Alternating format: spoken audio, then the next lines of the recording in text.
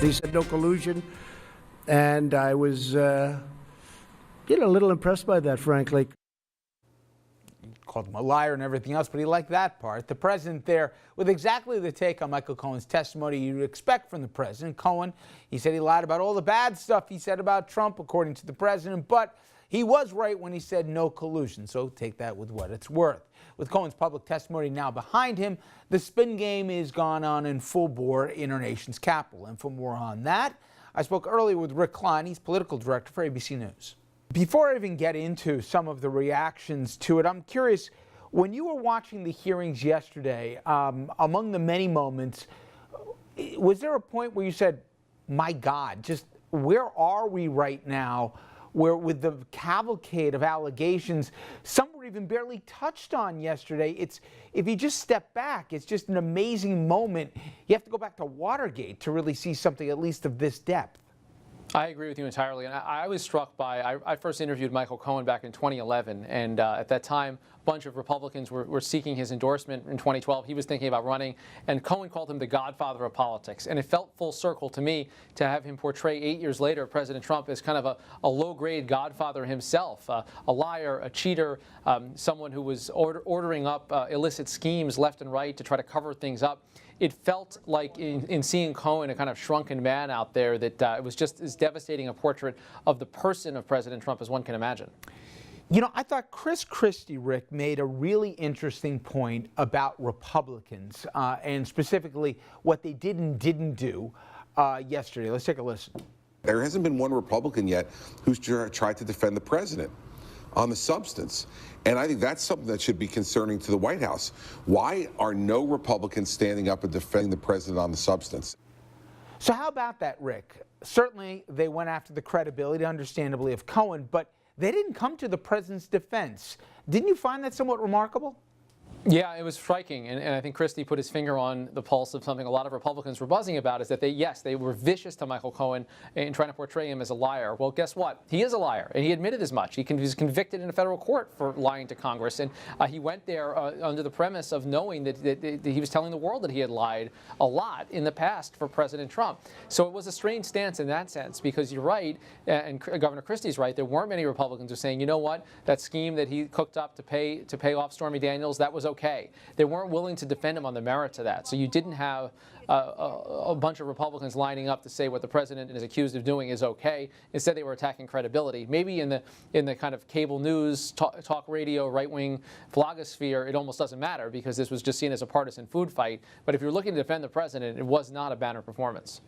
And on the other side of the aisle, both from some of the folks that were there and other Democrats, they're not going there when it comes to the I word. How nuanced, Rick, are you hearing how the party approaches this, even as it relates to additional witnesses that could be called? Alan Weisselberg's name has come up quite a bit in the last 24 hours, and on top of that, even members of the Trump family. Where do you think they go and don't go? I think there's separate questions here. First, you have to separate out the Southern District of New York even from Mueller, because we heard yesterday there are certain things that Cohen believes the Southern District prosecutors in Manhattan are looking at that are separate from Mueller. They don't go away when Mueller goes away. Separate from that is the issue of what you do with Trump's finances. Do you go after his tax returns? There was a lot of groundwork laid around that. Do you try to bring in his accountant, Weisselberg? Do you bring in other members of the Trump family like Ivanka? Do you bring in Don Jr. and other people that had knowledge of the finances? Do you bring in other Trump associates? And then separate from all of that is the question of impeachment, which is a political question. It was a question that they danced around in large part yesterday. And I think that the prevailing view among leadership on Capitol Hill, among Democrats, is that they have to let the facts fall where they are, particularly with Mueller, before having a public discussion around impeachment. And Rick, finally, a process question. I get this a lot, but certainly after yesterday, I heard it even more often, which is they're unimpressed by a lot of the Congress people using and how they use their 5-minute allotments. Some just stand there and pontificate, and they don't really have any questions. But even those that do, there doesn't seem to be rhyme or reason or any coordination with even members of their own party on the said committee. And a lot of times, it's as if they're unprepared. Speak to that a little bit, because certainly this wasn't unique to yesterday, but time and time again, people said, Did they just walk into the meeting and just see each other for the first time? Why isn't there any pattern here? There was huge narratives that weren't even covered that could have been yesterday if they were better coordinated.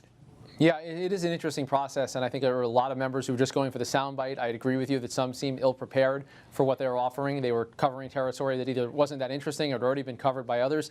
Maybe they were just looking to get on the news and break through the news cycle. The way that the congressional committees are made up, they're individual duly elected members of Congress. There's more than 40 on this committee alone, and that's what you saw, is that each of them were using their 5 minutes for much different reasons. And I think it led in some ways that didn't put Congress in the best light. I don't know of a better way. We remember during the Kavanaugh hearings when the Republicans decided to go with one woman who would ask all of their questions to try to get to the truth of Christine Blasey Ford's allegation.